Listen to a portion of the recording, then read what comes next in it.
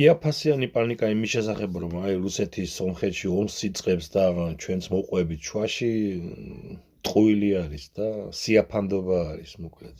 რუსეთი ვერავითარ ომს სომხეთში ვერ იწყებს, იმიტომ რომ მაღაზე კი არა, პუტინი იმაზე ფიქრობს, როგორც ჩააქროს აგერ დღეს დილით მშობლიურ პეტერბურგში, კრონშტადტში დაბომბილი რუსული ფლოტის, ბალტიის ფლოტის სამხედრო ბაზა და იქ გაგიზებული ის ხანძარი. არა აქ მაგის ტრაკი რუსეთს კიდე სადმე ომი დაიწყოს. უკრაინაში ფარჩაკდება საბოლოოდ. მოსკოვს უბომბავენ, პეტერბურგს უბომბავენ, დღეს კიდევ 2000 კილომეტრის დაშორებით ტიუმენის ნავთობ ბაზა აუოხრეს 2000 კილომეტრის დაშორებით ურალში.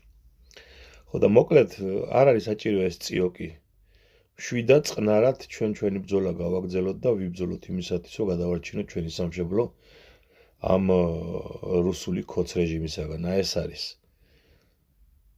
ყველაზე დიდი შიში, რაც კი ქართველებს დღეს უნდა ქონდეს, არის იმის შიში, რომ სამშობლო არ დავკარგოთ ამ ქოც რეჟიმის გადამკიდე. ეს არის და ამაზე ვიფიქროთ. და არა იმაზე, რა ქვია, რაღაც სულელეები ვაქვეყნოთ ბორია ივანაშვილის სასარგებლო იდიოტად მუშაობისას.